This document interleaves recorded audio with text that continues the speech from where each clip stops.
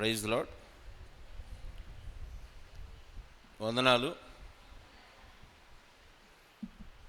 చాలా సంతోషం. మరలా చాలా కాలం తర్వాత మీ మధ్యకి రావడానికి ప్రభు కృప చూపించారు.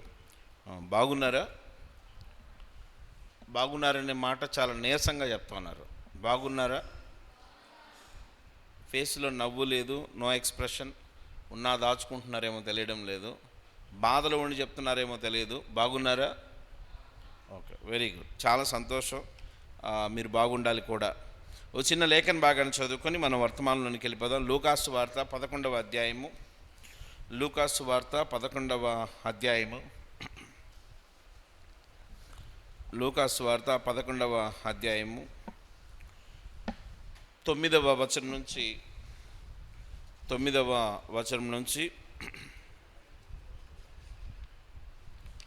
లూకాసు వార్త 11వ అధ్యాయము 9వ వచనం నుంచి 13వ వచనం వరకు అందరం కలిసి చదువుకోవడానికి ప్రయత్నం చేద్దాం. తీసారా? స్పీడ్గా తీసిన వాళ్ళు పక్క వారికి పేజీ నెంబర్ చెప్పడానికి ప్రయత్నం చేయండి. 9వ వచనం నుంచి చదువుకుందాం. అటువలే మీరును అడుగుడి మీకు ఇయ్యబడు. చదువుతున్నారు నాతో కలిసి? పెద్దగా చదవాలి. అటువలే మీరును అడుగుడి మీకు ఇయ్యబడును, వెదకుడి మీకు దొరుకును, తట్టుడి మీకు తీయబడును. అడుగు ప్రతివానికి ఇయ్యబడును, వెదకువానికి దొరుకును, తట్టువానికి తీయబడునని మీతో చెప్పుచున్నాను. మీలో తండ్రి అయిన వాడు తన కుమారుడు చేపను అడిగితే చేపకు ప్రతిగా పామునిచ్చునా? గుడ్డును అడిగితే తేలునిచ్చునా? కాబట్టి మీరు చెడ్డవారై ఉండి మీ పిల్లలకు మంచి ఇవులని నెరిగి ఉండగా పరలోకమందున్న మీ తండ్రి తన్ను అడుగువారికి పరిశుద్ధాత్మను ఎంతో నిశ్చయముగా అనుగ్రహించుచున్నానెను. ప్రార్థన చేసుకుందామా? చిన్న ప్రార్థన. మహాపరిశుద్ధుడా, జీవం కలిగిన తండ్రి, మహిమ కలిగిన రాజా, నీ అద్వితీయమైన ప్రేమను బట్టి, కృపను బట్టి నీ పరిశుద్ధ పాదాలకు వందనాలు. షాలోము ఆరాధనా మందిరంలో నాయన యవన బిడ్డల్ని మీరు ఆశీర్వదిస్తూ వచ్చిన విధానానికే స్తోత్రాలు. ప్రభా, బిడ్డలు ఎగ్జామ్స్ రాయడానికి, వ్యక్తిగతంగా ప్రిపేర్ అవ్వడానికి మీరు ఎంతో కృప చూపిస్తూ వచ్చారు. ఆత్మీయంగా కూడా సిద్ధపడగలిగే కృప మీరు అనుగ్రహిస్తూ వచ్చారు. ఈ సమయాన్ని దీవెనకరంగా మార్చి మీరు మాత్రమే మహిమ పొందమని నజరేయుడైన యేసుక్రీస్తు వారి పరిశుద్ధ నామంలో ప్రార్థించి అడిగి వేడుకొంచున్నాము తండ్రి, ఆమేన్. ఈ మాటలన్నింటిలో చదువుకున్న ప్యాసేజ్ అంతట్లో కూడా మీకేం అర్థమైంది? చదివారు అసలు? మళ్ళా చదవండి పోనీ. ఈ చదివిన ప్యాసేజ్ అంతా కూడా ఏం చెప్తుంది? ఈ చదవబడిన ప్యాసేజ్ అంతా కూడా దేన్ని గురించి చెప్తుంది? ఏం చెప్తుంది?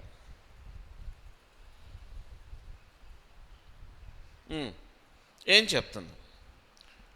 వన్ వే ట్రాఫిక్ ఉండకూడదు, పరస్పరం మాట్లాడుకుంటూ ఉన్నప్పుడు కమ్యూనికేషన్ అనేది మంచిగా ఉంటుంది. సో ఇప్పుడు చదువుకున్న ప్యాసేజ్ అంతా కూడా దేని గురించి చెప్తుంది?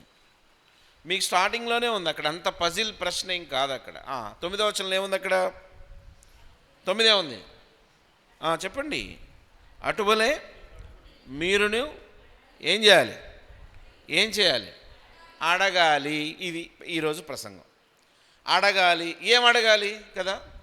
అడగడం అనేది ఆ రిక్వైర్మెంట్ ఏదైతే ఉందో, అవసరం ఏదైతే ఉందో కదా. చాలాసార్లు దేవుణ్ణి ఎలా చూడాలో, ఏ యాంగిల్లో నుంచి దేవుణ్ణి చూడాలో, ఏ యాంగిల్లో దేవుణ్ణి సన్నుతించాలో చాలామంది యవ్వన బిడ్డలకు అర్థం కాదు. దేవుని వద్దకు ఎందుకు వచ్చావంటే జనరల్గా చెప్పే ఆన్సర్ ఎలా ఉంటుందంటే, మంచి జరుగుద్దని వచ్చాను, లేకపోతే బాగా చదివిస్తాడని వచ్చాను, లేకపోతే ఇంకోటి చేస్తాడని వచ్చానని చాలా రకాల ఇవి ఉంటాయి. దేవుడే స్వయంగా ఏం మాట్లాడుతూ ఉన్నాడంటే, మీరు నన్ను అడగండి అన్నాడు. అడగండి కదా. లోకంలో సామెత ఉంది, అడగందే అమ్మైనా అన్నం పెట్టదు కదా, అడగాలి.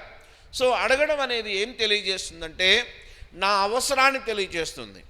అడగటం దేనిని తెలియజేస్తుందంటే, నేను ఎవరినైతే అడుగుతున్నానో ఆయన ఇవ్వగలిగిన సామర్థ్యాన్ని తెలియజేస్తుంది. నేను అడగటం అంటే అర్థమేంటంటే నా అవసరాన్ని తెలియజేస్తుంది. నేను అడగటం అంటే అర్థమేంటంటే నేను ఎవరిని అడిగానో వారు ఇవ్వగలిగిన వారి సామర్థ్యాన్ని కూడా తెలియజేస్తుంది. దేవుడే స్పెసిఫిక్గా ఏమంటున్నాడంటే అడగండి అని చెప్తా ఉన్నాడు. సో చాలామంది యవనస్తుల జీవితాలలో అడగడం అనేది చాలా తక్కువగా ఉంటుంది. కారణం ఏమంటే దేవుణ్ణి వీళ్ళు అంతగా నమ్మిన విధానంలో ఉండరు. అంతగా స్థాయిలో దేవుణ్ణి వాడుకొని ఉన్నతమైన శిఖరాలకు అధిరోహించిన స్థాయి అనేది ఉండదు కనుక, దేవుని నమ్మటం అనేది ఉండదు కనుక, వారు అడగటం కూడా చాలా చాలా తక్కువగా ఉంటుంది. సో అడగండి అని స్వయంగా ఎవరు చెప్తున్నారు? ఈ ప్యాసేజీలో అడగమని ఎవరు చెప్తున్నారు? పైన చూడండి, స్టార్టింగ్లో ఏముందో, 5వ వచనంలో ఉంది. అక్కడ ఏమున్నది? అక్కడ ఆయన వారితో ఇట్లనను. ఎవరితో ఎట్లా అన్నారు? యేసుప్రభు వారు స్వయంగా ఏం చెప్తున్నాడు?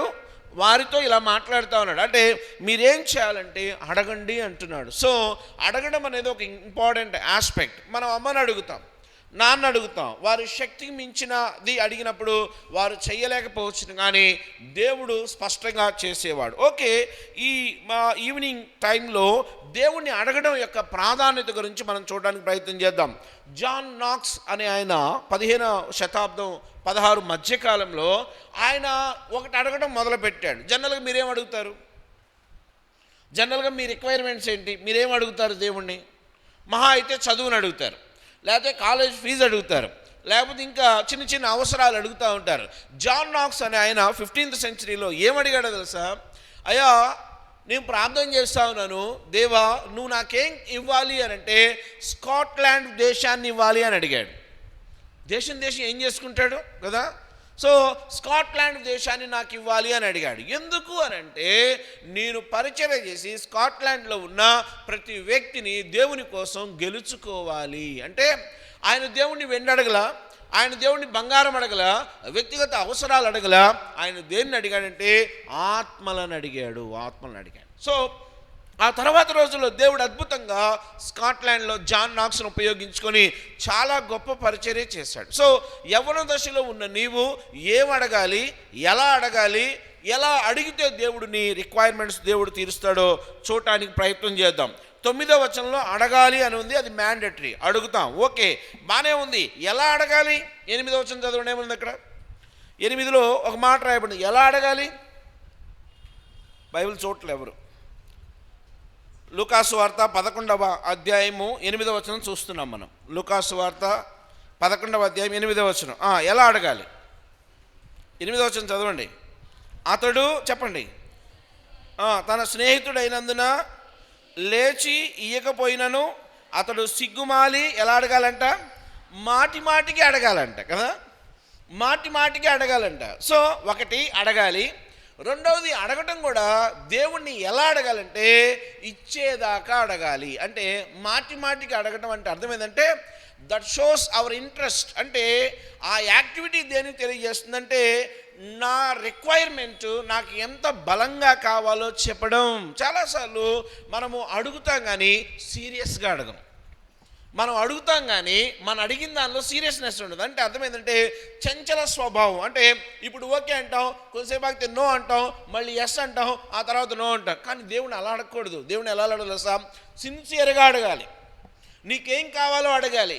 నువ్వు కావాలంటే పర్టికులర్గా ఆ రిక్వైర్మెంట్ ఏంటో స్పెసిఫిక్గా చెప్పి అడగాలి. నేను చాలా సార్లు దేవుడిని ఇలాగే అడిగేవాడిని. నాకు బైక్ లేదు, అప్పటికి కోచింగ్ సెంటర్ రన్ చేస్తూ ఉండేవాడిని. నాకు అప్పుడే కొత్తగా ఒక బైక్ రిలీజ్ అయింది. ఏంటంటే ప్యాషన్ ప్లస్ వచ్చిన కొత్త దినాలన్నమాట. నాకు సేవకు బండి కావాలి, తిరగడానికి కాదు, ఎంజాయ్ చేయడానికి కాదు, సేవ చేయడానికి బండి కావాలి. సో ప్రార్థన చేసుకుంటా ఉన్నా. షోరూమ్కి పోయి అయ్యా బండి కావాలి అని అంటే వాళ్ళు ఏమన్నారంటే, సార్ మీరు డౌన్ పేమెంట్ ఆ రోజుల్లో దాని ఖరీదు 38 40 మధ్యలో ఉంది. ఏమన్నారంటే 20,000 డౌన్ పేమెంట్ కట్టండి, రిమైనింగ్ అనేది ఇన్స్టాల్మెంట్స్ మీద కట్టుకోవచ్చు అని అన్నారు. సరే, వాళ్ళు ఓకే అని 20,000 కట్టబోతే వాళ్ళు ఏమన్నారంటే, మీరు షూరిటీ సంతకాలు అంటే ఒక ఎంప్లాయీ సైన్ చేయాలి, ఇంకా చాలా చెప్పారు, చెక్ బుక్లు అవన్నీ. వాస్తవంగా నా దగ్గరికి ఏమీ లేవు. నేను ప్రార్థన చేసుకుని మరలా తర్వాత వెళ్ళినప్పుడు జరిగిన ఆశ్చర్యం ఏంటంటే, ఆ ఉన్నటువంటి సేల్స్ మ్యాన్ ఎవరైతే ఉన్నారో ఆయన బండి ఇవ్వడానికి రెడీ అయ్యాడు. సరే, ఆ బండి దేవుడిచ్చిన బండి అని ఎలాగా? నేను ప్రార్థన చేసుకుని ఏమనుకున్నానంటే, జనరల్గా అక్కడ బైక్ని చూసినప్పుడు వాళ్ళు వెనక చక్రాన్ని ఏమో ఎంఆర్ఎఫ్ టైర్ ఇస్తారు, ముందు చక్రం ఏమో సియట్ కంపెనీ టైర్ ఇస్తారు. నేనేమని టార్గెట్ పెట్టుకున్నానంటే, ప్రభువా ఈ బండి నువ్వు ఇచ్చిన గిఫ్టే అయితే నాకేం కావాలంటే 2 ఎంఆర్ఎఫ్ టైర్లే కావాలి. సో ఆ వ్యక్తిని అడిగితే ఏమన్నాడంటే, సార్ కంపెనీ నుండి ఒకటే ఎంఆర్ఎఫ్ టైర్ వస్తుంది, ఇంకోటి పొరపాటున కూడా రాదు, మీరు అలాంటి ఆశలు పెట్టుకోండి అన్నాడు. నేనేమన్నానంటే, అలా ఇస్తేనే నేను దేవుడిచ్చినట్టుగా ఫీల్ అవుతాను అని చెప్పి వాడిచ్చిన టైం ప్రార్థన చేస్తున్నాను నేను. మళ్ళా తిరిగి వెళ్ళినప్పుడు వాడు బైక్ తీసుకొచ్చి బయట పెట్టాడు. ఇప్పుడు నా చూపెట్టుంటే చెప్పండి. ఫస్ట్ వెళ్ళి వెనక్కి చూసా, ఎంఆర్ఎఫ్ బాగుంది, ఓహో ఎంఆర్ఎఫ్, అది కామన్గా ఉండేది. సరే ఎందుకో అని ఇలా ప్రార్థన చేసుకొని తొంగి చూస్తే ముందు టైర్ మీద కూడా ఏముందంటే ఎంఆర్ఎఫ్ కదా. ఇప్పుడు దేవుడు ఇచ్చాడా లేదా? అంటే నేను ఆ రోజుల్లో పిచ్చిగా అనుకోండి, లేకపోతే తెలివిగా అనుకోండి, నేను పెట్టుకున్న సైన్. నిజంగా దేవునికి చెప్పేటప్పుడు చాలా బ్రాండ్తో సహా చెప్పి చూడు, బ్రాండ్తో సహా చెప్పి చూడు, ఏం కావాలో చెప్పి చూడు. అంటే ఫెయిత్లో నువ్వు సాధించాల్సింది, నువ్వు ఎదగాల్సింది చాలా ఉంది. అంటే బైబిల్ చాలా స్పెసిఫిక్గా చెప్పింది, అడుగు వాటికంటేనూ ఊహించిన వాటికంటేనూ అత్యధిక మేలులు చేయగలిగిన సమర్థుడైన దేవుడు. యవనస్తుడా, నీవు దేవుని వాడుకోవడం నీకు చేతగాట్లే, దేవుని ఎంత వాడుకోవాలో నీకు అర్థం కావడంలే. మనుషుల మీద ఎక్కువ ఆధారపడుతున్నాం. మాట్లాడుతూ అమ్మ దగ్గరికి వెళ్ళిపోయి అమ్మ అమ్మ అమ్మ అమ్మ అమ్మ అమ్మ గీకినట్టే ఉంటాను. నానా నానా నానా నాన్న. నిజమే, నీకు దేవుడు మంచి శ్రేష్టమైన తల్లిదండ్రులు ఇచ్చాడు, మంచిదే. వాళ్ళకు శక్తి సామర్థ్యాలను కూడా ఇచ్చాడు, అది మంచిదే. అయితే అర్థమైందంటే ఈ లోకంలో మనుషులను అడిగే ముందు దేవుణ్ణి అడగటం ముందే అది ఉన్నతమైన దేవుని పిల్లల లక్షణం. మనుషుల మీద ఆధారపడే కన్నా దేవుని మీద ఆధారపడడం శ్రేష్టమైన లక్షణం. ఈ లోకంలో ఉన్న వ్యక్తుల దగ్గరికి వెళ్ళి యాచించుట కంటే దేవుని వద్దకు వెళ్ళి యాచించడం చాలా గొప్ప లక్షణం. ఈ లోకంలో ఉన్న వ్యక్తులకు విన్నపాలు పెట్టుకునే కన్నా దేవుని సన్నిధిలో కూర్చొని ప్రార్థన చేయటం శ్రేష్టమైన లక్షణం. అంటే యవనస్తుని జీవితంలో ప్రార్థన అద్భుతాలు చూడాలని ఆశ కలిగి ఉండాలి. ప్రభువా, నా లైఫ్లో ఇన్ ఎవ్రీ ఆస్పెక్ట్ ప్రభువా ప్రేయర్ఫుల్ విక్టోరియస్ లైఫ్ నాకు కావాలి అని అడగాలి. ప్రార్థనతో ఆ ఛాలెంజెస్ని ఎదుర్కోవాలి. ప్రార్థనతో రిక్వైర్మెంట్స్ని మీట్ చేయగలగాలి. ప్రార్థనతో అచీవ్మెంట్స్ అనేది నువ్వు పొందగాలి. అప్పుడు ఏమవుతుందో తెలుసా, నీలో ఒక అద్భుతమైన ఫెయిత్ బయలుదేరుతుంది. ఒక అద్భుతమైన విశ్వాసంలో నుండి నీవు దేవుని మహిమపరచడానికి అవకాశం ఉంటుంది. నీ లైఫ్ కూడా దేవుని మహిమార్థమై ఉండడానికి అవకాశం ఉంటుంది. ప్రియ దేవుని బిడ్డ, అడుగు, దేవుడే చెప్తున్నాడు. ఇది మనుషులు చెప్పలే, దేవుడే ఏమంటున్నాడంటే అడగండి అంటున్నాడు. ఎలా అడగాలట? మరలా మాటికి అడగాలంట. ఎవరితో అడిగినట్టు అడగాలట? చూద్దాం. 5వ వచనం చదవండి. 5వ వచనంలో ఎవరితో అడిగినట్టు అడగాలి? 5వ వచనం ఏమని రాయబడింది? మరియు ఆయన వారితో ఇట్లా నేను ఏమన్నాడు? మీలో చెప్పండి, ఎవరికైనా చెప్పండి, ఒక స్నేహితుడుగా. Very good. ఎవరిని అడిగినట్టు అడగాలి? God is our best friend. God is our best friend. ఎంత అంటే ఒక స్నేహితుడితో నువ్వేం అడుగుతావు కదా, అమ్మా నాన్నని అడగనివి కూడా నువ్వు స్నేహితుడిని అడుగుతావు. స్నేహితుడి దగ్గర మొహమాటాలు ఉండవు, లాక్కోటాలే ఉంటాయి. స్నేహితుడి దగ్గర లాక్కోటాలే ఉంటాయి, మొహమాటాలు ఉండవు. అంటే అర్థమైంది తెలుసా? అమ్మ దగ్గరైనా కొన్ని అడగలేమేమో, నాన్న దగ్గరైనా కొన్ని అడగలేమేమో. అక్కడ దేవుడు ఏమంటున్నాడు తెలుసా? మీరు నన్ను ఎలా అడగాలంటే స్నేహితుడిని అడిగినట్టుగా అడగండి అని అంటున్నాడు దేవుడు. అంటే ఫ్రెండ్లీగా మూవ్ అవచ్చు నువ్వు దేవునితో. God is your best friend. దేవుడు నీ ప్రియమైన స్నేహితుడు.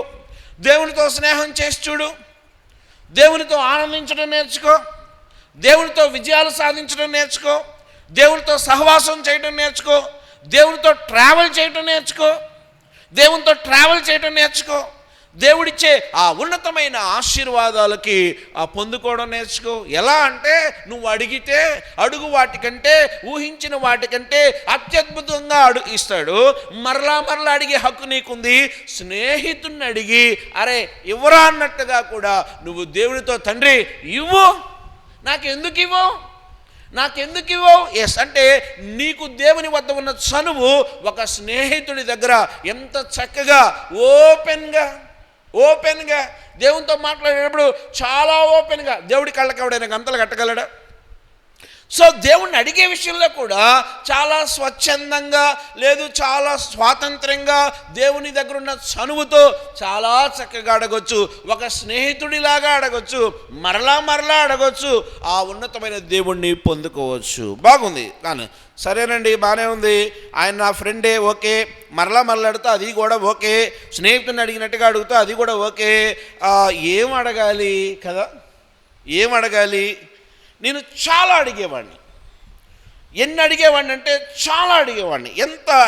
ఎలా అడిగేవాడిని అంటే, ఒరిస్సాలో ఒకసారి అప్పుడు బండి లేదు, బొలేరో లేదు, బస్సుకు వచ్చేటటువంటి పరిస్థితి. మంచి జ్వరం, బాగా ఎండాకాలం, ఒంటి నిండా జ్వరం, భయంకరమైన నీరసం, 3 లగేజ్ బ్యాగులు ఉన్నాయి. ఈ 3 లగేజ్ బ్యాగులు తీసుకుని చాలా దూరం నడిచి, అంటే ఇక్కడ నుంచి సుమారుగా లాడ్జ్ సెంటర్ అంత దూరం నడిస్తే అక్కడ ఒక బస్సు వస్తుంది. ఆ బస్సు టయానికి వస్తే ఉంటుంది, టైం దాటితే ఉండదు. సో చాలాసార్లు ఆ బస్సు వెళ్ళిపోతుంది, కళ్ళ ముందే వెళ్ళిపోతూ ఉంటుంది, చాలా బాధేస్తూ ఉంటుంది.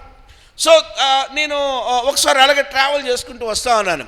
నాకు జ్వరం, వెనక 3 బ్యాగులు ఉన్నాయి, ఒళ్ళంతా నీరసం, చాలా కష్టం మీద నడుచుకుంటూ ఆ బస్ స్టాండ్కి వెళ్ళాను. తీరా నేను ఇంకొంచెం దూరంలో ఉన్నాను అనగానే బస్సు మూవ్ అవడం స్టార్ట్ అయింది.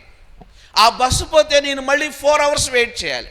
పెద్దగా కేకలేస్తున్నాను, డ్రైవర్కి వినిపించడంలా, అలాగే వెళ్ళిపోయాడు. నేను దేవుణ్ణి ఏమన్నానంటే, వచ్చింది నీ పని చేయటానికి, చేసింది నీ పని, పడింది నీ కష్టం, నీ యొక్క ఆత్మల సంపాదన కొరకై ఇవన్నీ తిరిగి వస్తే కనీసం ప్రభువా బస్సు కూడా నా కోసం 1 నిమిషం ఆపలేవా కదా, నా కోసం ఆపలేవా? ఇది నేను ఒక బస్ స్టాండ్లో ఒరిస్సాలో నేను దేవుణ్ణి అడిగిన ప్రశ్న. చాలాసార్లు నాలో అప్పుడు నీరసం కూడా వచ్చింది. ఎలాగంటే, దేవుడేంటి ఎలా చేశాడు, దేవుడేంటి నన్ను ఇంత కష్టపెట్టాడు, దేవుడేంటి నన్ను వదిలేశాడు. 1 నిమిషమే, 2 మినిట్స్, మేబీ 2 మినిట్స్లో నేను బస్సు రీచ్ అయిపోతా. కానీ నా మొర వినకుండా బస్సు వాడు వెళ్ళిపోయాడు. ఇప్పుడు నేనేం చేయాలి? ఆ ఎండలో ఆ బ్యాగులు వేసుకొని ఏం చేయాలో అర్థం కాక ఒక ఆటోలో కూర్చున్నాను. ఎంత గొప్ప దేవుడు అంటే, ఆయన అడిగితే ఎలా ఇస్తాడో చెప్పడానికి నేను అని చెప్తున్నాను. నేనేదో పెద్ద ప్రార్థనాపరుడు అని చెప్పడానికి కాదు. సో ఆ ఆటోలో కూర్చొని ప్రార్థన చేస్తున్నాను, ప్రభువా నాకు ఇలా ఎందుకు చేసావు ప్రభువా, నాకు ఏమి లేదు. సరే ఆటో వాడు ఉన్నాడు కదా, బాబు ఆటో వస్తావా అంటే, వాడు ఏమన్నాడంటే, నా ఆటో అంతా నిండితే తప్ప నేను ఆటోను ఒకళ్ళ కోసం నడిపే ప్రసక్తే లేదు అన్నాడు, మొహమాటం లేకుండా. ఇప్పుడు ఏం చేయాలి? ఆటోలో కూర్చొని ప్రార్థన చేస్తున్నాను, ప్రభువా ఆటోడు రానంటున్నాడు, ఆ ఆటో నిండేది ఎప్పుడు, నేను కదిలేది ఎప్పుడు అని ప్రార్థన చేస్తాను. ఈ లోపల నేను ప్రార్థనలో ఉన్నాను, తల వంచుకొని నీరసంగా. అటుగా ఇంకొక ఆటో డ్రైవర్ వెళ్తా అన్నాడు. వాడిని ఏమంటున్నాడంటే, మామా ఆటో గిరాకీ బాగా వచ్చిందా అన్నాడు. వీడు అన్నాడు, ఏముందిలే మామ, ఆటో లేదు, ప్యాసింజర్లు లేవు, ఏమీ లేవు, డబ్బు లేవని వీళ్ళు ఇలా మాట్లాడుకుంటూ అవతలోడు వీడిని ఏమన్నాడంటే, ఏదో వ్యంగ్యంగా మాట్లాడి, నీ జీవితంలో అందుకేరా ఇవన్నీ ఉండవు అన్నట్టుగా అన్నాడు. వీడికి కోపం వచ్చి వాడు కొద్దిసేపు ఆగితే ఏ స్థాయికి వెళ్ళారంటే, వాళ్ళు కొట్టుకునే స్థాయికి వెళ్ళిపోయారు. అవతలోడు అన్నాడు, అందుకేరా నీ బతుకుకి నీ ఆటో ఎవడు ఎక్కడు అన్నాడు యువతలోడు ఏమన్నాడు తెలుసా, నువ్వు ఈ మాట అన్నావు కదా, నా ఆటోలో ఒక్కడున్నా సరే నేను తీసుకొని వెళ్తాను రా అని స్టార్ట్ చేసి, మాస్టర్ ఎక్కండి అన్నాడు.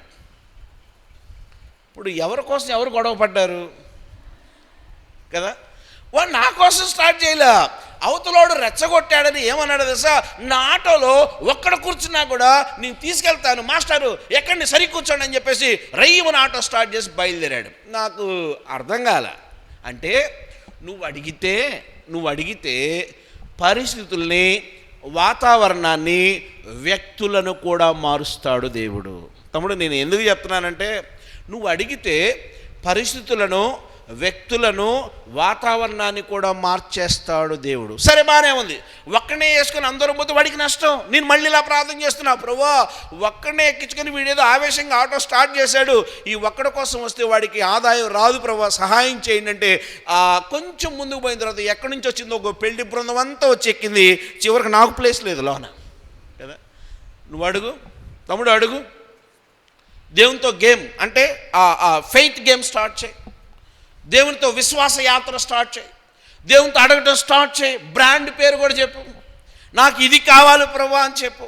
నీ రిక్వైర్మెంట్ చెప్పు అంటే నీకేం కావాలో చెప్పు అంటే చాలాసార్లు తల్లి ఆదరించిన దానికన్నా, తండ్రి ఆదరించిన దానికన్నా దేవుని యొక్క ఆదరణ చాలా ఉన్నతమైంది. చాలామంది పిల్లలు సాక్ష్యాలు చెప్తా ఉండేవాళ్ళు, అన్న నేను పలానా యూనివర్సిటీలో ఓ సీట్ వస్తేనే నేను వెళతానని దేవుడి దగ్గర కూర్చున్నానన్నా, దేవుడు అద్భుతంగా నాకు క్యాంపస్ సీట్ ఇచ్చారన్నా అని చాలామంది పిల్లలు చెప్తా ఉంటారు. అడగాలి, రోషం ఉండాలి, పౌరుషం ఉండాలి. నీకు నాకు కాకపోతే ఎవరికి ఇస్తారండి? ఆయన అక్కడ ఏముందండి కంటిన్యూషన్లో, మీరు సపోజు మీరు చేపను అడిగారు అనుకోండి, నేను పామిస్తానా? అక్కడ కింద కంటిన్యూషన్లో ఉంది. మీరు చేప అడిగారండి, నేను పామునిస్తానా? మిమ్మల్ని భయపెడతానా నేను? అంటే మీ ఆహారాన్ని మీరు అడిగినప్పుడు మీకు శాపాన్ని నేను ఇవ్వను కదా. పాము అంటే శాపం అనుకోండి, ఫిష్ అంటే ఆహారం అనుకోండి. అంటే మీరు బెస్ట్ థింగ్స్ కావాలని మీరు అడిగితే మిమ్మల్ని భయపెట్టేవి, మిమ్మల్ని పాడు చేసే వాటిని నేను ఇవ్వను కదా. అంటే అర్థమైందంటే దేవుడు నీ విషయంలో చాలా క్లీన్గా అబ్జర్వ్ చేసి నీ నీడ్ ఏంటో తెలుసుకొని దాన్ని నీకు ఇవ్వడానికి ప్రయత్నం చేస్తాడు. అయితే నువ్వు ఆయనను అడగడం నేర్చుకోవాలి. ఓకే, ఏం అడగాలి? బెస్ట్ థింగ్స్ ఏంటి దేవుని దగ్గర కదా. పెద్ద పెద్ద వాళ్ళ దగ్గరికి వెళ్ళి కదా చిన్న చిన్నవి అడగకూడదు. మీకు సండే స్కూల్లో తెలుసు, ఓ సండే స్కూల్ టీచర్ ఒక డబ్బా నిండా చాక్లెట్లు తీసుకొచ్చి, అరే పిల్లలు చాక్లెట్లు తీసుకుంటారా అని డబ్బా మూత తీసి డబ్బా ముందు పెడితే ప్రతోడు చెయ్యి లోపల పెట్టి పట్టినోడు పట్టినట్టు తీసుకుంటున్నారంట. ఓ పిల్లోడి దగ్గరికి వచ్చి నాన్న చాక్లెట్లు తీసుకుంటే వాడు అట్లా కాదు అక్క మీరే ఇవ్వండి అన్నాడంట.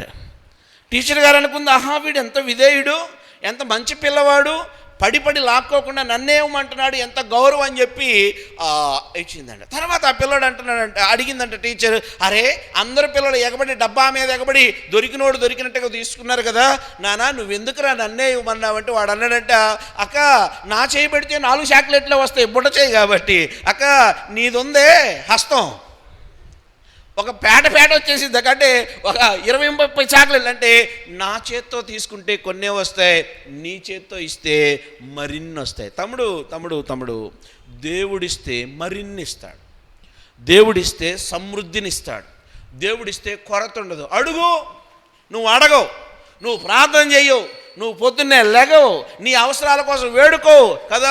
అచ్చంగా మంచానికి నీకు ఫెవికల్ వేసి అతికిచ్చినట్టుగా ఏదో ఆ పిల్లోతో బంధం అన్నట్టుగా కదా జీవితం సగం బెడ్కు సమర్పించుకున్నాడు చాలామంది ఉన్నారు. నువ్వు అడగట్లేదు దేవుణ్ణి. అందుకే నీ లైఫ్లో గ్రేట్ అచీవ్మెంట్స్ నువ్వు చూడడంలే, గొప్ప కార్యాలు నువ్వు చూడడంలే. చాలామంది భక్తులు ఏం చేశారో తెలుసా, ప్రపంచ పటాన్ని పెట్టుకొని ఏ ప్రాంతం వారికి కావాలో వారు ఆ ప్రాంతం కోసం ప్రార్థన చేసి అద్భుతమైన పరిచర్య చేశారు. నువ్వేం అడుగుతున్నావు? నీ ప్రార్థన సమయం ఎంత? నువ్వు ఎంత టైం ప్రార్థన చేస్తున్నావు? ఎంత సమయం దేవునితో గడుపుతున్నావు? ప్రేయర్ లేకుండా నీకు ఎలా సక్సెస్ఫుల్ లైఫ్ లీడ్ చేస్తావు? ప్రేయర్ లేకుండా, ప్రార్థన లేకుండా నువ్వు ఆత్మీయంగా ఎలా ఎదుగుతావు? ప్రేయర్ లేకుండా, ప్రార్థన లేకుండా నువ్వు దేవుని బిడ్డని ఎలా చెప్తావు? నువ్వు అబద్ధం చెప్తున్నావు. ప్రార్థన లేకుండా నువ్వు దేవుని బిడ్డ కాలేవు అంటే అర్థమైందంటే ఆత్మీయంగా ఎదగలేవు. ఓకే, ఏం అడగాలి? బాగుంది, అడగాలి. మొదటి మాట మరలా అడగాలి. రెండవ మాట స్నేహితుడిని అడిగినట్టుగా అడగాలి. మూడవ మాట అడిగితే ఆయన వేరే దేవుడు అడిగిందే ఇస్తాడు, కన్ఫర్మేషన్. ఓకే, ఏం అడగాలి చూద్దాం.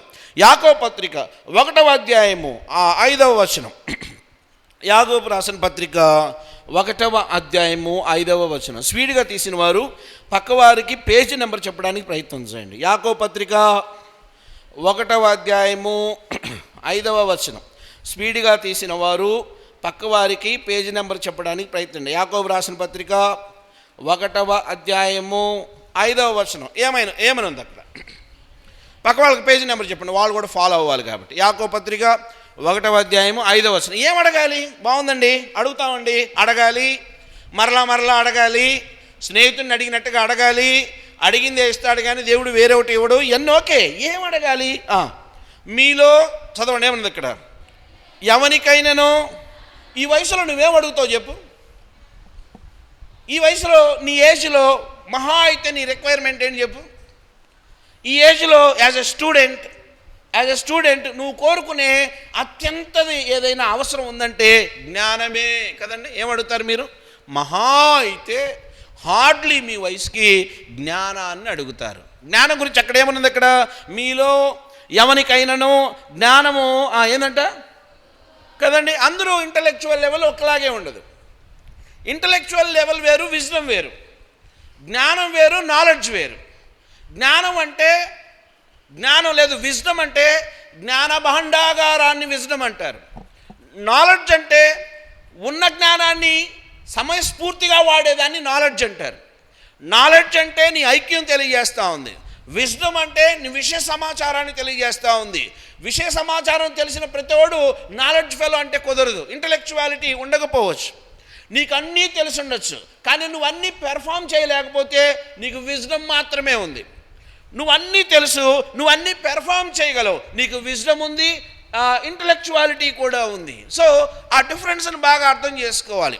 మీలో ఎవరికైనా ఏం కొదువుగా ఉంది కదా. చాలామంది ఈ ఏజ్లో మతిమరుపు, ఈ ఏజ్లో జ్ఞానం లేకపోవడం, విషయ పరిజ్ఞానం లేకపోవడం, lack of understanding, lack of analysing, లేకపోతే ఆ డిస్క్రైబ్ చేసుకునే విధానంలో లోపాలు ఉండొచ్చు. దేవుడు ఏమంటున్నాడు తెలుసా? యమనికైనను జ్ఞానము కొదువుగా ఉన్న ఎడల ఏం చేయాలంటే వాడు దేవుని అడగాలి. ఫస్ట్ యాజ్ ఎ స్టూడెంట్ నీ రిక్వైర్మెంట్ జ్ఞానం అయితే దేవుని దగ్గరికి వెళ్ళి ఒకటే అడగాలి, ప్రభువా ఈ జ్ఞానాన్ని నాకు ఇవ్వు. నువ్వు ఏ బుక్ చదువుతున్నావో హడావుడిగా బుక్ తీయటం కాదు, ఆ బుక్ మీద చేయబెట్టు. ప్రభువా ఈ సబ్జెక్ట్ నేను చదువుతున్నాను, ఈ సబ్జెక్ట్ గురించి నాకేం తెలీదు, నాకు పెద్ద పెద్ద క్లాసెస్ కూడా నేనేం వినలేదు. ప్రభువా ఈ జ్ఞానం నాలోకి వచ్చినట్లుగా సహాయం చేయండి. ఈవెన్ బైబిల్ చదివేటప్పుడు కూడా, ప్రభువా ఈ బైబిల్లో ఉన్న మాటలు నాకు అర్థమవునట్లుగా నాకు సహాయం చేయండి అంటే అర్థమైందంటే నీవు జ్ఞానం కావాలంటే జ్ఞానానికి మూలమైన దేవుని వద్దకు వెళ్ళాలి. ఎస్, పుస్తక జ్ఞానం. నువ్వు మహా అయితే ఏమంటావు, నువ్వు చదువుతున్న సైన్స్ లేకపోతే మ్యాథమెటిక్స్, నీ సబ్జెక్ట్ జ్ఞానం ఆయన నీకు ధారాళంగా ఇవ్వగలడు. ఎస్, ఆయన అడగాలి, ప్రార్థన చేసుకోవాలి. దేవుణ్ణి ఫస్ట్ నువ్వు అడగాల్సింది జ్ఞానం. అవునండి నేను అడుగుతాను, ఆయన ఏం చేస్తాడు? కంటిన్యూషన్. అప్పుడు అది అతనికి అనుగ్రహింపబడును, ఆయన ఎవరిని గద్దింపక కదా. దేవుడు అంటాడంట, ఏంద్రా పద్దాకలు డిస్టర్బ్ చేస్తావు, ప్రార్థన అని ఎన్నిసార్లు అడుగుతావేంది అని దేవుడు అన్నాడంట. ఏమంటాడు ఇక్కడ? ఆయన ఎవరిని గద్దింపగా అందరికీ, అందరికా ఆ మాటలో ఉంది, అందరికీ ఆయన ధారాళముగా దయచేవాడు. అడుగుతున్నావా? జ్ఞానాన్ని అడుగుతున్నావా? కొంతమంది బిడ్డలను చూస్తే చాలా ఆశ్చర్యంగా ఉంటుంది. చిన్న ఏజ్లోనే వాళ్ళు చదువుకున్న రికార్డ్స్ తీసుకొచ్చి చూపిస్తూ ఉంటారు. అన్నా నాకు ఇన్ని మార్కులు వచ్చాయి, 10th నాకు ఇంటర్లో ఇన్ని మార్కులు వచ్చాయి, నేను ఇది సాధించాను అన్నప్పుడు చాలా ఆశ్చర్యం కలుగుతుంది. మన చర్చలో పిల్లలు కూడా చాలామంది యవ్వన బిడ్డలు మీ ముందు తరాల వారు అద్భుతంగా ప్రార్థన చేసుకునేవాళ్ళు. ఒక అన్న ఉండేవాడు, డానియల్ అన్న అని. ఆయన ఈఫిల్ టవర్ చూసి అనుకునేవాడు, ఆహా ఈఫిల్ టవర్ అసలు ఇది నా జీవితంలో ఎప్పుడైనా చూడగలుగుతానా కదా. అది కట్ చేసుకుని ఎప్పుడు జేబులో పెట్టుకొని తిరిగేవాడు. ఆయన కోరిక ఏంటంటే ఎప్పుడైనా దాన్ని చూడాలి. ఆయన భయంకరమైన పేద వ్యక్తి. ఆశ్చర్యమైన తెలుసా, ఆ తర్వాత దేవుణ్ణి నమ్మిన దాన్ని బట్టి ఆయన ప్రాజెక్ట్ ఇంజనీర్గా మారాడు. ఆయన ప్రాజెక్ట్ 70 దేశాల వాళ్ళు యాక్సెసింగ్ ఉంది. వాళ్ళు కంపెనీ వాళ్ళే ఆయన పంపించారు. ఆయన ఆ ఈఫిల్ టవర్ పక్కన నిలబడి ఫోటోలు తీసి, చక్రవర్తి ఒకప్పుడు నేను ఫోటో పెట్టుకొని తిరిగేవాడినే, దాని కిందే ఉండి ఈ రోజున ఫోటో దిగాను. తమ్ముడు నీ హృదయవాంఛలు ఆయనకి తెలుసు, నిన్ను ఎక్కడుంచాలో కూడా ఆయనకి తెలుసు. నీకు తెలియాల్సిందేంటో తెలుసా? ఆయన్ని ఎలా అడగాలో, ఏం అడగాలో నీకు తెలియాలి. అడుగు, ఈ రోజు నుంచి జ్ఞానం అడుగు, విపరీతమైన జ్ఞానం అడుగు. ఆయన నీకు సమృద్ధిని ఎలాగంటే ధారాళంగా దయచేస్తాడు. ఓకే, నేను జ్ఞానాన్ని అడుగుతాను. ఇంకేం అడగాలి? కీర్తనల గ్రంథం 51వ అధ్యాయం 10వ వచనం ఏమని రాయబడింది? కీర్తనల గ్రంథం 51వ అధ్యాయము 10వ వచనం. ఇంక నేను దేవుణ్ణి ఏం అడగాలి? కీర్తన గ్రంథం 51వ అధ్యాయం 10వ వచనం. 51:10. పక్కవారికి పేజీ నెంబర్ చెప్పండి. ఒకటి, నేను జ్ఞానాన్ని అడగాలి దేవుని దగ్గర, అది నాకు ఇప్పుడు చాలా ఇంపార్టెంట్, నా ఏజ్కి జ్ఞానం చాలా ఇంపార్టెంట్. రెండవది కీర్తన గ్రంథం 51:10 చదవండి ఎవరైనా. దేవా నా యందు శుద్ధ హృదయము కలగజేయము, నా అంతరంగములో స్థిరమైన మనస్సును నూతనముగా పుట్టించుము అంటే అర్థమైంది తెలుసా? దేవా నా యందు శుద్ధ హృదయం కలగచేయము కదా. హృదయం మోసకరమైనది, అది ఘోరమైన చెప్పండి వ్యాధి కలదు కదా. ఏ దిల్ మాంగే మోర్ కదా. ఈ హృదయం చాలా మోర్ అండ్ మోర్ కోరుకుంటుంది. దీనికి ఒకటి చాలదు, దీనికి చాలా కావాలి. బట్టల షాపుకు డ్రెస్ కొందామని పోతావు, అక్కడికి వెళ్ళిన తర్వాత వాడు అవన్నీ చూపిస్తాడు. ఆశ ఎలా అయిపోతుందంటే అసలు నాకు ఈ షాప్ అంతా ఉంటే బాగుండి అనిపిస్తుంది కదా.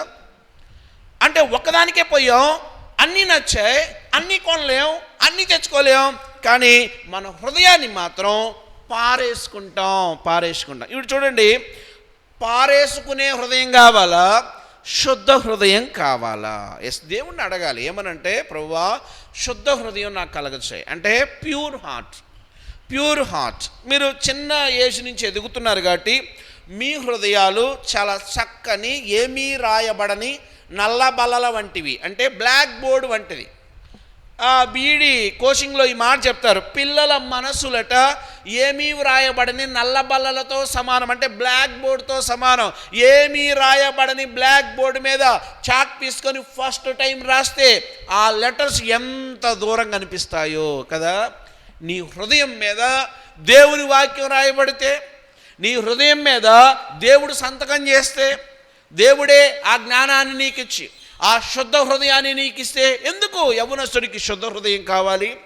యవ్వనస్తుడు అత్యంత వేగంగా అత్యంత తేలికగా చెరుపుకునేది హృదయమే. యవ్వనస్తుడు అత్యంత వేగంగా అత్యంత తేలికగా చెరుపుకునేది హృదయమే. ఎందుకో తెలుసా? ఈ యవ్వన హృదయం అనేది తేలికగా ఆయా అలవాట్లకు లోనైపోతుంది కదా. చర్చీలకు వచ్చి కూడా ఇంకా చాలా పనులు చేసేవాళ్ళు ఉంటారు. కారణం ఏంటంటే వాళ్ళు తమ హృదయాన్ని వాటికి ఇచ్చేశారు. అంటే యవ్వన జీవితంలో ప్యూర్ హార్ట్ దేవునికి ఇష్టమైనది.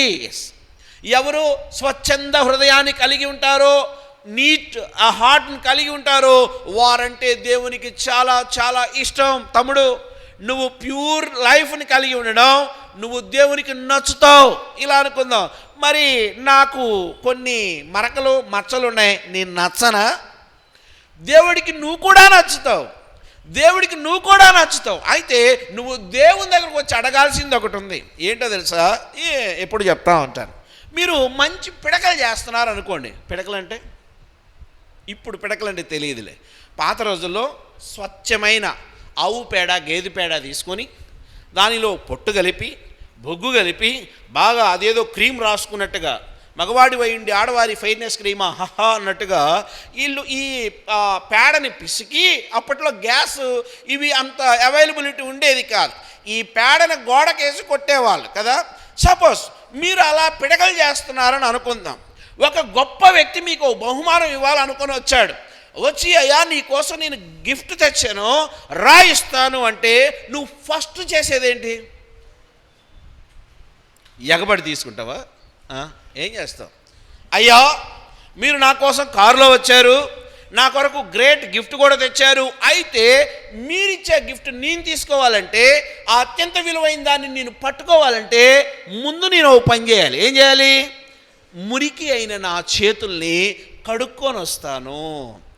వాష్ తీసుకొని శుభ్రంగా కడిగి తుడుచుకొని అయ్యా ఇవ్వండి కదా, ఇవ్వండి. ఇచ్చేవాడికి గౌరవం ఉంటుంది, తీసుకునేవాడికి గౌరవం ఉంటుంది. మురికి చేతులతోనే ఇవ్వు అన్నావు అనుకో, ఇచ్చేవాడు పొరపాటును కూడా ఇవ్వడు. ఎందుకో తెలుసా? వీడికి ఈ గిఫ్ట్ని ఎలా తీసుకోవాలో కూడా తెలియదు. సో వీడికి గిఫ్ట్ విలువ తెలియదు కాబట్టి వీడికి నేను ఇవ్వాల్సిన అవసరం లేదు. అంటే నీ స్వచ్ఛమైన హృదయం దేవునికి చాలా ఇష్టం. అందుకే నీ హృదయాన్ని చెరిపే వాడికి నువ్వు దూరంగా ఉండాలి. నీ హృదయాన్ని చాలా చెరుపుతాయి కదండి, నీ హృదయాన్ని చాలా పాడు చేస్తాయి. యవనస్తుల బుర్రని డిస్టర్బ్ చేయడానికి సాతానుడు రకరకాల స్ట్రాటజీస్. మీరు యాడ్స్ చూస్తూ ఉంటే దగ్గరగా ఈ ప్రపంచంలో కాస్మోటిక్స్కి పెట్టినంత విలువ యాడ్స్కి మరి ఏ కంపెనీలు పెట్టవు. కాస్మోటిక్స్కి అడ్వర్టైజ్మెంట్ చేసినంత గొప్పగా మీరు ఇంటికి వెళ్ళిన తర్వాత చూస్తే అడ్వర్టైజ్మెంట్స్లో కూడా కాస్మెటిక్స్కి ఇంపార్టెంట్ పోర్షన్ ఉంటుంది. దగ్గరగా 30-40% కేవలం ఆ కాస్మెటిక్స్ అంటే అందాన్ని పెంచే క్రీములు, బాములు కదా. ఈయన స్ప్రే కొట్టుకుని ఇలా వెళ్ళంగానే అందరూ వచ్చి మీద పడతారు. నేను చాలాసార్లు ట్రై చేశాను, ఎవరు వచ్చి ఏం హడావుడేం లేదు కదా. ఒక సెంట్ ఉంటుంది, ఆ సెంట్ ఇలా కొట్టుకొని వెళ్తూ ఉంటే అందరూ వచ్చి మీద పడుతూ ఉంటారు. నేను చాలా సెంట్లు వాడా, ఎప్పుడు ఏం జరగలే కదా. ఊరక చెప్తున్నాలే, నేను అట్లా వాడేవాడిని కాదు. ఓకే, చూద్దాం. అంటే ఇది ఇంప్రెషన్ ఎక్కడి నుంచి వచ్చింది అంటే ఈ కాస్మెటిక్స్ వరల్డ్ ఏదైతే ఉందో ఇదంతా కూడా యవ్వనస్తుని హృదయాన్ని దృష్టిలో పెట్టుకొని చేశారు. నువ్వు రాసుకునే క్రీములు అంటే నువ్వు చేసే వేషాలు, నీ ఫ్యాషన్లు, నీ లైఫ్ స్టైల్ అంతా కూడా ముందే కొంతమంది తెలివైన వ్యక్తులు డిజైన్ చేసి ఇప్పుడు సినిమాలు చూసారా, సినిమాలు మీకు ఏమి బోధ చేస్తే నచ్చుతాయో ఆ టైటిల్సే ఉంటాయి కదా. చాలాసార్లు పోకిరి, ఆకిరి, ఈకిరి, కిరికిరి అని పెడితే పాత రోజుల్లో ఈ తిట్లు కదా, భయంకరమైన తిట్లు. కానీ ఇప్పుడు అవి చాలా ఫ్యాషన్. అంటే అర్థమైందంటే యవ్వనస్తుడు క్రేజీగా అట్రాక్ట్ అవ్వడానికి ఏవి మూలాలో వాటిని స్టడీ చేసి స్వచ్ఛమైన నీ హృదయాన్ని పాడు చేయడానికి లోకంలో చాలా విషయాలు రెడీగా ఉన్నాయి. అవి సినిమాలు అయి ఉండొచ్చు, అవి ఎంటర్టైన్మెంట్ అయి ఉండొచ్చు, అది లోకంలో ఉన్న చాలా విషయాలు అయి ఉండొచ్చు. తమ్ముడు, నువ్వు అడగాల్సింది ఏంటంటే, ఒకటి జ్ఞానాన్ని అడగాలి, 2 శుద్ధ హృదయాన్ని అడగాలి. హృదయం నీకుంది కానీ లోకంలో మురికంతా వచ్చి చేరింది కాబట్టి దాన్ని కడిగబడిన అనుభవంలో నుండి శుద్ధ హృదయం నువ్వు దేవుణ్ణి అడగాలి. 2 మాటలు చెప్పారు. ఒకటి జ్ఞానాన్ని అడగాలి, 2 శుద్ధ హృదయాన్ని అడగాలి. మూడవదిగా యోహాను రాసిన మొదటి పత్రిక 1వ అధ్యాయం 9వ వచనం. మొదటి యోహాను 1వ అధ్యాయం, యోహాను రాసిన మొదటి పత్రిక 1వ అధ్యాయము 9వ వచనం ఏమని రాయబడింది? మొదటి యోహాను 1:9 ఏమని రాయబడింది? చదవండి. మన పాపములను చెప్పండి. మన పాపాలనా పక్కింటోడి పాపాలనా? మన పాపాలేనా? పోన్లే, దిగులేదు. పక్కింటోడి పాపాలనేం లేదు అక్కడ. ఓకే, మన పాపములను చదవండి. ఏముంది ఇక్కడ? మనము ఎవరు ఒప్పుకోవాలి? మనము ఒప్పుకొనిన ఎడల చెప్పండి, ఆయన ఎలాంటోడు? నమ్మదగిన వాడును, ఆ తర్వాత నీతిమంతుడును గనక ఆయన మన పాపములను క్షమించి సమస్త దుర్నీతి నుండి మనలను ఎలా చేస్తాడు? పవిత్రులుగా చేస్తాడు. అంటే ఏదైనా యవ్వన జీవితంలో పొరపాట్లు జరగకుండా ఉండో నేనే చేయడం లేదంటే ఎవడని చెప్తే అది అబద్ధం. ఎందుకో తెలుసా? వాక్యం చెప్తుంది, యవ్వనస్తుడు తప్పక తొట్టిల్లును.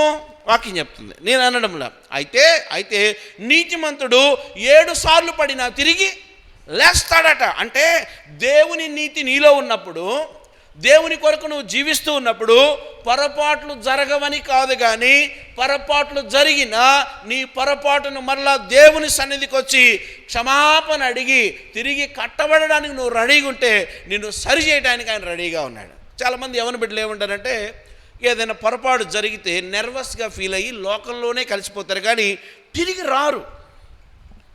దేవునికి దూరంగా ఉండి మనం ఏం చేయలేం. ఇది మొదటి విషయం. దేవునికి దూరంగా ఉండి మనం విజయం సాధించలేము. రెండో విషయం, దేవుడికి దూరంగా ఉండి మన మనుగడ అసాధ్యం. అంటే మన సర్వైవింగ్ చాలా కష్టం. అంటే దేవునికి దూరంగా ఉండి మనం ఏం చెయ్యలేము. బాగా గుర్తుపెట్టుకోవాలి.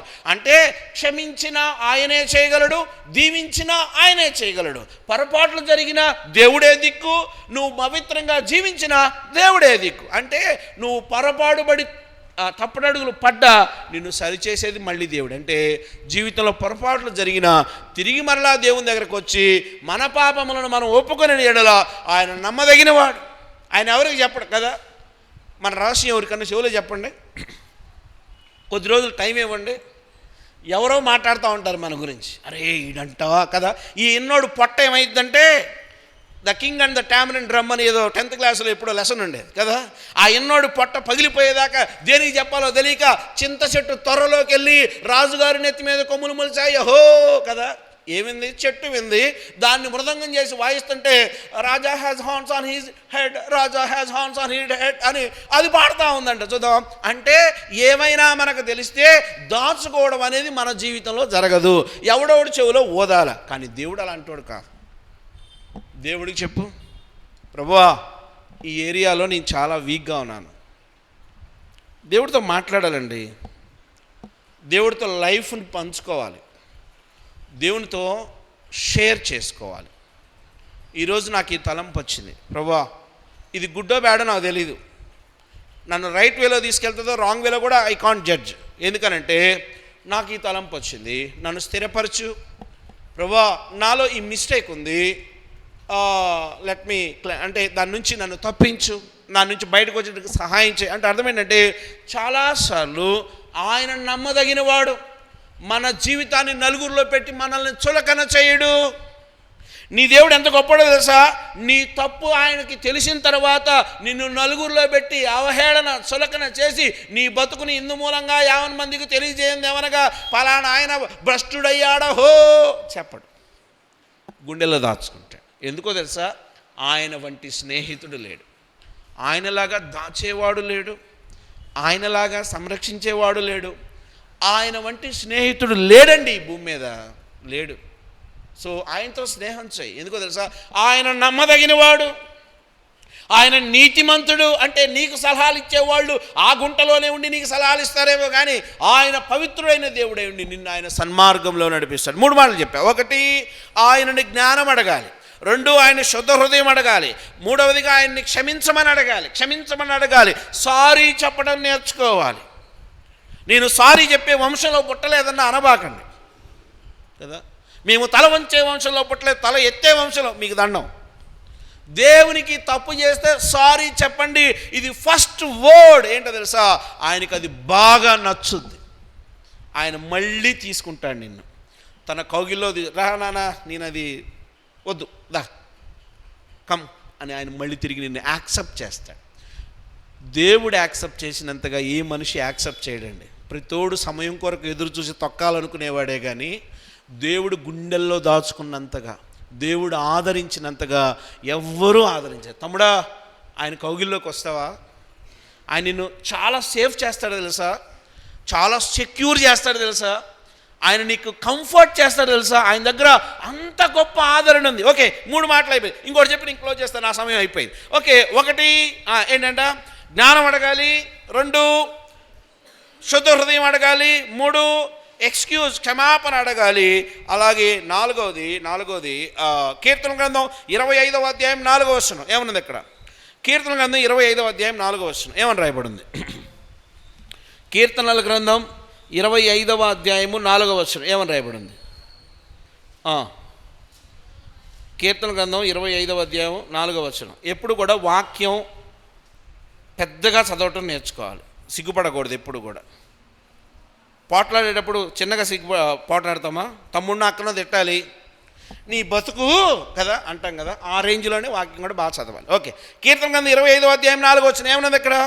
యెహోవా, చదవండి, నీ మార్గములను చదవండి నాకు తెలియజేయము, నీ త్రోవలను నాకు తేటపరచము, లార్డ్ గైడ్ మీ.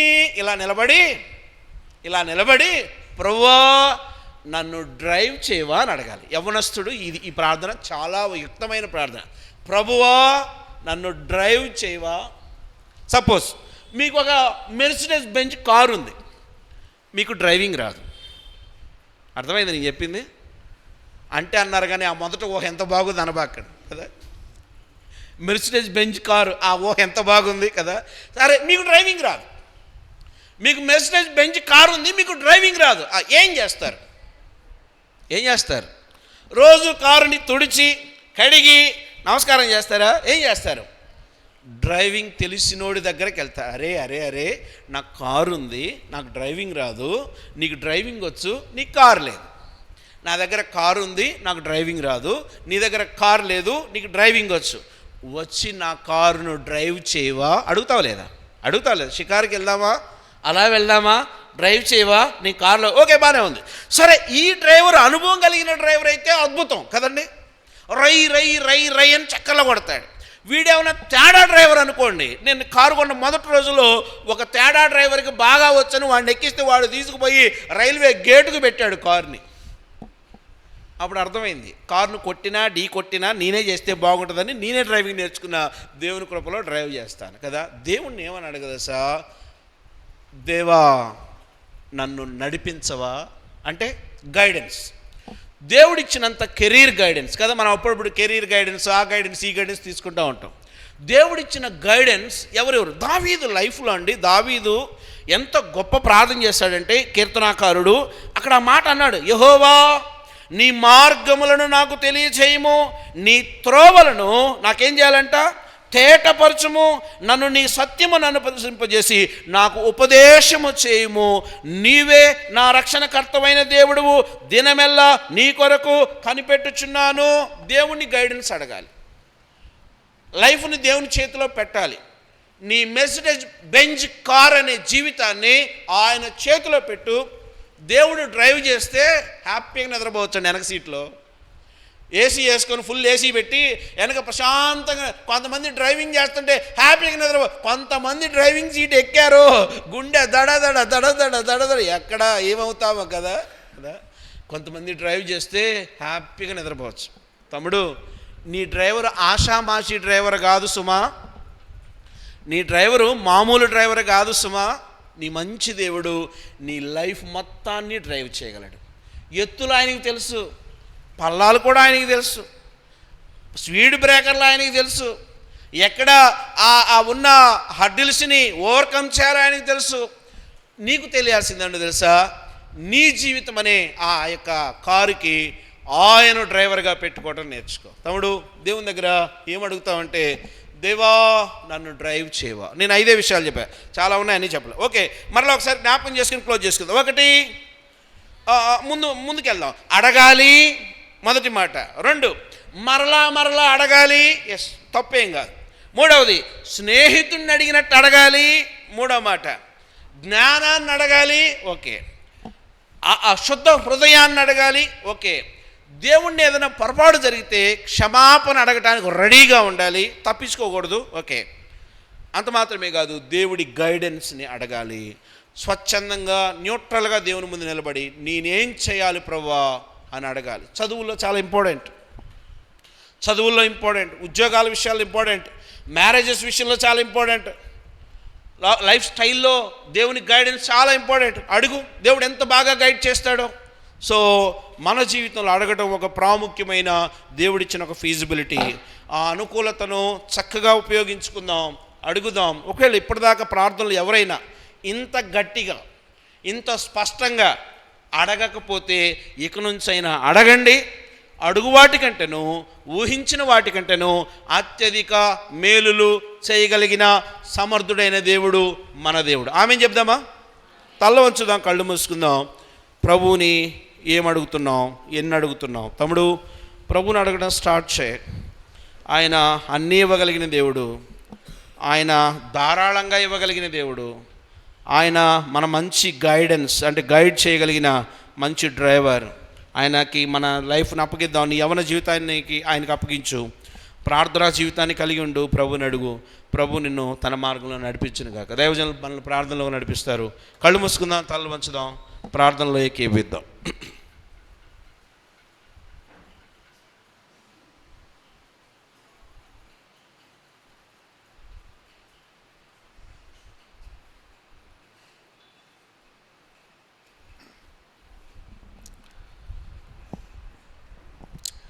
ప్రేమగల తండ్రి, నమ్మకమైన దేవా,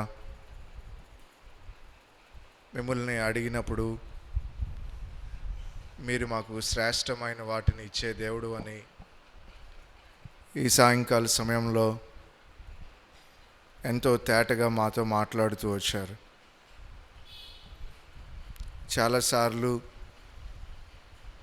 మేము అడగకనే పొందుకోలేకపోతా ఉన్నాం ప్రభువా. ఈ ప్రార్థన అనే అలవాటును మా జీవితంలో కలిగి ఉండుటకు సహాయం చేయండి. జ్ఞానం అనుగ్రహించే దేవుడవు, శ్రేష్టమైన వాటిని ఇచ్చే దేవుడవు, కష్టమైన పరిస్థితుల్లో తప్పించే దేవుడవు. అంత మాత్రమే కాదు కానీ ప్రభువా, మా అంతరంగంలో ఉన్న దోషాన్ని, అపరాధాన్ని, అపవిత్రతను మీ పరిశుద్ధ రక్తంతో కడిగి శుద్ధినిగా చేయగలిగిన గొప్ప దేవుడవు. కాబట్టి ప్రభువా, ఈ విషయాలన్నిటిలో ప్రభువా మేము ఎక్కడ కొరతగా ఉన్నామో ఎక్కడ ప్రార్థన జీవితాన్ని కలిగిలేమో వాటిని మేము గుర్తించి సరిచేసుకున్నట్లో సహాయం చేయండి.